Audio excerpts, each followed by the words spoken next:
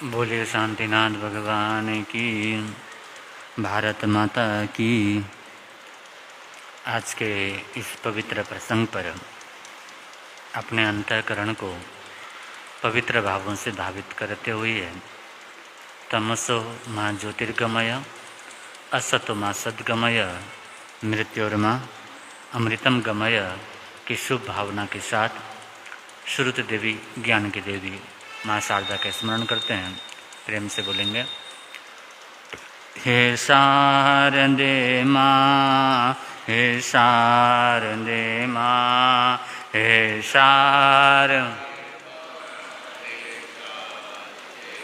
अज्ञानता से हमें तार देना, अज्ञान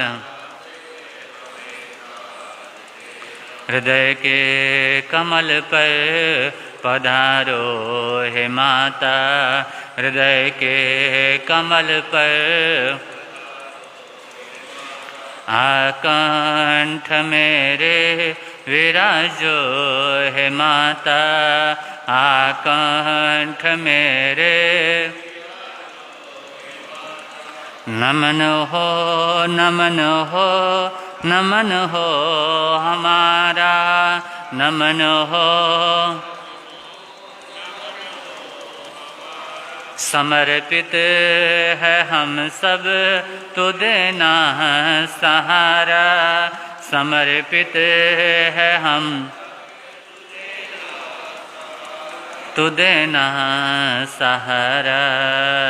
हे शारदे माँ, हे शारदे माँ, हे शारदे माँ, अज्ञानता से हमें तार देना, अज्ञान वंदन करूं अरिहंत को, सेदन करूं प्रणाम, आचार्य उपाध्याय का लें सुखकारी नाम। सर्व साधु सरस्वती दया धर्म सुखकार, महावीर भगवान को वंदन बारंबार। नमन करूं गुरुदेव जी, नमन करूं सब संत, नमन करूं शुद्ध धर्म को है उपकार अनंत। उपस्थित धर्म प्रेमी सज्जनों, शीलवती माताओं बहनों, चतुर्मास कल्प के दौरान या पूरे भारत वर्ष में, पूरे वर्ष भर में विभिन्न पर्व और त्यौहार क्या करते हैं, आते हैं। और उसी श्रृंखला में आज का पावन पर्व है स्वतंत्रता दिवस। 79वें स्वतंत्रता दिवस की आप सबको मंगल कामना, सद्भावना, शुभकामना है। स्वतंत्रता ये शब्द बड़ा प्यारा है, लेकिन हमारा समूचा जो प्रयास है ना, वास्तव में स्वतंत्र होने के लिए ही होता है। पर्व तो अनेक हैं, कुछ आध्यात्मिक पर्व होते हैं, कुछ धार्मिक पर्व होते हैं, कुछ सामाजिक पर्व होते हैं, जो हम भिन्न भिन्न रूप में क्या करते हैं, मनाते हैं, खुशियों से मनाते हैं, परिवार के साथ में सम्मिलित होकर के मनाते हैं। और आध्यात्मिक पर्व तो पूरी तरह आत्मकल्याण को समर्पित होते हैं, जैसे पर्युषण पर्व क्या करने वाले हैं, आने वाले हैं। तो उसी श्रृंखला के अंतर्गत ये पर्व है स्वतंत्रता दिवस, या जब गणतंत्र दिवस आता है 26 जनवरी को। हमारे देश में ये 2 दिन हैं जिनको हम राष्ट्रीय पर्व क्या करते हैं, कहते हैं। जब राष्ट्रीय पर्व को याद करते हैं तो उसमें सहसा उन वीरों की ओर हमारी स्मृति चली जाती है। उन वीरों को याद करते हैं जिन्होंने अपना सब कुछ दे करके भी इस भारत माता के लिए, इस मिट्टी के लिए अपना क्या कर दिया, सर्वस्व न्यौछावर कर दिया। आगे न देखा, पीछे न देखा, हर तरह से मन वचन कर्मणा पूरी तरह से योगदान दे करके इसको स्वतंत्र बनाने का प्रयास किया। क्या अब भी हम सोचें, क्या वास्तविक रूप से हम स्वतंत्र हैं, हम आज़ाद हैं? बहुत मुश्किल है कहना, क्योंकि कहीं न कहीं मानसिक गुलामी हमारे भीतर छाई हुई है। हमारे भीतर एक मानसिक गुलामी छाई हुई है। हम ज़्यादातर अंग्रेजी भाषा को क्या करते हैं, प्रोत्साहन देते हैं, उसके अनुसार चलते हैं। और आपको जान करके हैरानी होगी, जिस समय आज से लगभग 400 वर्ष पहले गोवा में काफ़ी बड़ी संख्या में जैन और हिंदू समाज क्या करता था, रहता था। जब जैन और हिंदू समाज गोवा में काफ़ी ज़्यादा मात्रा में रहता था और अंग्रेज़ों ने उस समय उनका क्या किया, कत्लेआम किया। बहुत सारे लोगों को मारा और मार करके पहले तो कहा कि हमारे अधीन में हो जाओ। जब स्वीकार नहीं किया, उन्होंने कहा तुम मांसाहार को स्वीकार करो, तुम अपने धर्म कार्य को छोड़ दो। जब वो हमारे श्रावक श्राविकाओं ने और साधु संतों ने स्वीकार नहीं किया, बहुत सारे साधु साध्वियों को क्या किया गया, मारा गया। तो ऐसे विभिन्न उदाहरण हैं। अगर हम इसी इतिहास की ओर जाते हैं तो सबसे पहले स्मरण आता है पृथ्वीराज चौहान का, जो दिल्ली में जो राज चलता था। पृथ्वीराज चौहान इतने बलवान थे और एक बिना देखे ही किसी की आवाज़ को सुन करके या किसी का अनुमान लगा करके बिना देखे बाण चलाने की शक्ति, धनुर्विद्या में बड़े पारंगत थे। वो शक्ति उनके पास में थी, लेकिन गौरी को उन्होंने कितनी बार पराजित किया, कितनी बार पराजित किया, लेकिन हर बार क्या करते रहे, क्षमा देते रहे। हर बार क्षमा देते रहे और क्षमा देने के बाद में जब उनको अपने ही परिवार के सदस्य जयचंद ने धोखा दिया, तो उस समय पृथ्वीराज चौहान को उसने बंदी क्या कर लिया, बना लिया। एक बार परास्त हुए, उतने में बंदी बना लिया। कहते हैं 16-17 बार गौरी को उन्होंने क्या किया था, क्षमा किया था। लेकिन जिसके अंदर मलिनता है, जो निर्मम भावों से भरा हुआ है, जिसके अंदर एक द्वेष की प्रवृत्ति भरी हुई है, वो व्यक्ति, उसको आप कितना ही माफ कर दो या कितना ही उसको दे दो, लेकिन वो कभी अपने हरकतों से क्या करता, बाज नहीं आता। कहते हैं उस समय से भारत में एक तो मुगलों का साम्राज्य क्या हुआ, आरंभ हुआ। और वो पृथ्वीराज चौहान ने दिया बहुत कुछ, किया भी बहुत कुछ, अपने देश के प्रिय राजा थे। लेकिन जो अक्सर हमारी गलतियां होती है ना, कि हम बार बार एक ही गलती के लिए उसको क्या करते हैं, क्षमा करते हैं। एक गलती के लिए एक बार क्षमा किया जाता है, दूसरी बार किया जाता है, लेकिन बार बार क्षमा क्या किया जाता है, फिर वो मूड है और वो किसी तरह से उस हरकत से हटने वाला नहीं है। इसलिए कहते हैं सठे साठ्यम समाचरेत। नीति सूत्र का एक वाक्य है, सठे साठ्यम समाचरेत। जो सठता वाला है, जो मूर्ख व्यक्ति है, जो इस तरह का व्यक्ति है, उसके साथ में उसी की तरह से, उसी की भाषा में जवाब देना या उसके साथ वैसा ही व्यवहार करना, ये भी क्या है, धार्मिक व्यक्ति का कर्तव्य है। एक स्कूल में बच्चे पढ़ते थे और उसी स्कूल में दोपहर के समय, लंच के समय बहुत सारे बच्चे भोजन करते हैं। और भोजन करते समय एक नन्हा सा बच्चा अपना जो टिफ़िन है वो खोल के बैठा ही था कि देखा एक बूढ़ी अम्मा आई है और बड़ी भूखी है। वो कातर निगाहों से देख रही है कि कोई मुझे भी क्या दे, भोजन दे दे, कोई मुझे भी क्या करे, पूछे। तो बच्चा गया, कहा अम्मा आपको भूख लगी है? कहाँ बेटा, मैं 3 दिन से क्या हूँ, भूखी हूँ, कुछ गया नहीं है पेट में, अगर कुछ खाने को हो थोड़ा सा तो दे दो। तो उस बच्चे ने अपने टिफिन में जो रोटी सब्जी लेकर के आया था सारा उनको क्या कर दिया, दे दिया।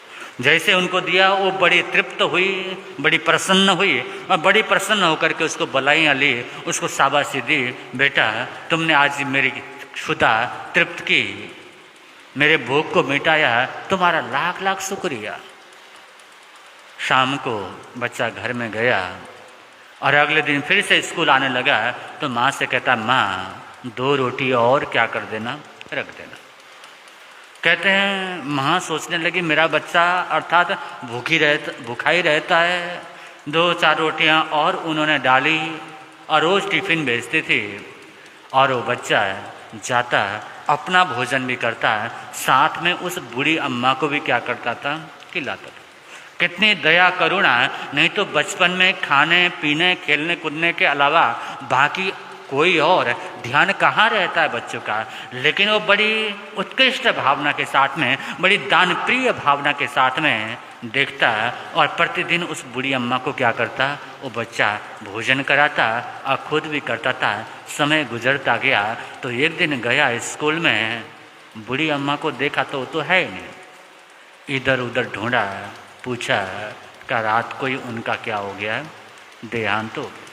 उनका बच्चे को बड़ा दुख, बड़ा मन में कष्ट हुआ और उसका मन नहीं किया, क्योंकि प्रतिदिन बूढ़ी अम्मा को देकर के क्या करता था, भोजन करता था, इतनी दया और करुणा से भरा हुआ था, मन नहीं किया। टिफ़िन वैसा का वैसे घर में लेकर के आया और वहीं पर क्या कर दिया, रख दिया, टिफ़िन को खोला भी नहीं। शाम के समय माँ ने देखा जहाँ टिफ़िन रखा हुआ है उस टिफ़िन की तरफ कीड़ियों की लाइन जा रही है, चींटियाँ जा रही है। जब चींटियों की लाइन को देखा, माँ ने डब्बा खोला तो सारा भोजन मीठा जो रखा था वो वैसा का वैसा ही है। उनका बेटे को, बेटा क्या बात है, तुमने भोजन नहीं किया? उनका नहीं माँ, मन नहीं किया। उन्होंने पास में बिठाया, उसके सिर पर हाथ फेरा, बधाइयाँ ली और कहते बेटा क्या बात हो गई, तुम दुखी क्यों हो, कुछ बात हो तो बताओ। तो उसने सारी बात क्या कर दी, माँ के सामने रखी। माँ ऐसी ऐसी बात है, रोज जाकर के मैं इस तरह से खिलाता था, लेकिन आज वो बूढ़ी अम्मा क्या थी, नहीं थी, इसलिए मेरा भी मन नहीं किया, इसलिए मैंने भोजन क्या किया, नहीं किया। माँ को बड़ी प्रसन्नता हुई, खुशी के आंसू आंखों में आए। उनका बेटा तुम्हें बहुत शाबाशी है, तुम बहुत धन्य हो बेटा सुभाष, तुम एक समय आओगे, एक समय ऐसा आएगा तुम्हारा बहुत बड़ा नाम बनेगा। और वही बालक जिसमें इतनी दया, इतनी करुणा, इतना प्रेम, वही कहते हैं, वही बच्चा आगे जाकर के हमारे देश के वीर सेना प्रमुख नेताजी सुभाष चंद्र बोस बने, जिन्होंने सिंगापुर में आज़ाद हिंद फौज की क्या की, स्थापना की।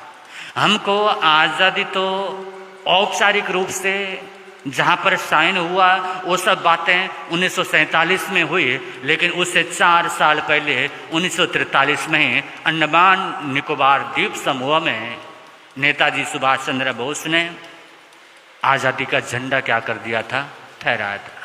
सबसे पहले वो वहाँ के अन्य देश के प्रधानमंत्री भी बने थे और उन्होंने पूरी एक कमेटी बनाई थी, अपना राजकीय तंत्र का पूरा मंत्रिमंडल बनाया था, अपनी मुद्रा भी स्थापित की थी और 11 देशों ने उसको मान्य तक क्या किया था। नेताजी सुभाष चंद्र बोस वो कैसे विलुप्त हो गए, कैसे हो गए, ये अलग बात है, लेकिन हमारे वीर सेनानी पृथ्वीराज चौहान से लेकर के महाराणा प्रताप, नेताजी आदि आदि, झांसी की रानी, अनेक वीरों का क्या है, बलिदान है इस स्वतंत्रता दिवस के लिए। लेकिन अब भी हमारे भीतर में मानसिक गुलामी हटी नहीं है, अभी भी हमारे भीतर मानसिक गुलामी हटी नहीं है, क्योंकि जिस समय भारत आज़ाद हुआ, भारत को के 2 हिस्सों को काट करके क्या किया गया, आज़ाद किया गया। भारत माता को लहू लुहान किया गया, और उसके तो आप लोग साक्षात साक्षी हैं। जब रावलपिंडी में आप लोग यानी हमारे पूर्वज थे, या आप लोग में कोई होंगे बुजुर्ग, उस समय क्या स्थिति थी और कैसी थी? कहते हैं लगभग 20 लाख से ज़्यादा लोग उस समय क्या हो गए थे, मारे गए थे। कितने, इतने सारे लोग, और करोड़ों लोग बेघर हो गए थे। दुनिया का सबसे बड़ा विस्थापन कभी हुआ तो 1947 में हुआ। ऐसा विस्थापन न पहले कभी हुआ न उसके बाद कभी हुआ। लेकिन इतना बड़ा विस्थापन हुआ किसके नाम पर? धर्म के नाम पर। धर्म के नाम पर पाकिस्तान का जन्म हुआ, लेकिन हमारा देश क्या बना? धर्मनिरपेक्ष। धर्मनिरपेक्ष शब्द के ऊपर गौर कीजिएगा। धर्मनिरपेक्ष अर्थात धर्म से जो अलग, धर्म से जो हटा हुआ है। धर्म सापेक्ष होना चाहिए, न कि धर्म निरपेक्ष। अगर धर्म ही छोड़ दिया, राजा ने अपना धर्म छोड़ दिया, प्रजा ने अपना धर्म छोड़ दिया, माता ने अपना धर्म छोड़ दिया, पिता ने अपना धर्म छोड़ दिया, अर्थात धर्म निरपेक्ष हो गए, तो बचा ही क्या? पंथ से अलग अलग हो सकते हैं, सब पंथों को समान मान्यता हो सकती है, लेकिन धर्म निरपेक्ष होने का मतलब आज अगर प्रधानमंत्री अपने धर्म का पालन न करे, प्रकृति भी अपने धर्म के अनुसार से चलती है। कोई भी प्रकृति का मौसम हो वो अपने धर्म के अकॉर्डिंग चलता है, उसके विपरीत चले तो हम क्या कहते हैं? मौसम क्या हो गया? गड़बड़ हो गया, सही नहीं है। ऐसा नहीं होना चाहिए। बरसात के मौसम में अगर बरसात ना हो तो अच्छा नहीं लगेगा, गर्मी के मौसम में गर्मी ना पड़े तो भी अच्छा नहीं लगेगा। तो हर मौसम का अपना महत्व है, प्रकृति का अपना महत्व है। जब प्रकृति धर्म के साथ चलती है तो हम धर्म से हट के कैसे रह सकते हैं? धर्म से अलग कैसे रह सकते हैं? धर्म निरपेक्ष का मतलब ही है कि धर्म से अलग हट के रहना। तो कहने का अर्थ है धर्म निरपेक्षता की आड़ में हमने अपनी संस्कृति को बहुत वर्षों तक खोया, कमजोर किया, और अभी भी हमारी मानसिकता, जिस सेंट जेवियर स्कूल में बहुत सारे बच्चे पढ़ते हैं, वही सेंट जेवियर जिसको वहाँ पर मेडल मिला था, उसको संत की उपाधि मिली। किस लिए? गोवा में जैन और हिंदुओं का कत्लेआम किया, इसके लिए। और उन्हीं स्कूलों में पढ़ा करके हम बड़े खुश होते हैं कि देखो हमारे कॉन्वेंट स्कूल में क्या कर रहे हैं, बच्चे पढ़ रहे हैं। तो ये मानसिक क्या है? गुलामी। जब तक ये मानसिक गुलामी नहीं हटती है तब तक पूर्ण स्वतंत्रता क्या होती? नहीं होती। वैसे आध्यात्मिक रूप से पूर्ण स्वतंत्रता तो तब होती है जब हम अष्ट कर्मों को क्या कर लें, क्योंकि कर्म के जंजाल में जब तक है ना तब तक हम क्या हैं? परतंत्र है, कर्म के अधीन है। और ये जो पर्युषण पर्व आ रहे हैं उन कर्मों को खत्म करने के ही, क्योंकि इसमें अंतकृत केवलियों का उल्लेख आता है जिन्होंने अपने अंतिम समय में समस्त कर्मों को क्षय करके परम स्वतंत्रता, सिद्धत्व, बुद्धत्व को क्या किया? प्राप्त किया, अपने स्वरूप को प्राप्त किया। तो इन बातों को ध्यान में रख करके अपने आप जितना हो सके हम सचमुच में स्वतंत्र बनने का प्रयास करेंगे तो हमारा ये जीवन भी सुंदर होगा, पर जीवन भी मंगलमय होगा। इन्हीं चंद शब्दों के साथ में बोले भगवान महावीर।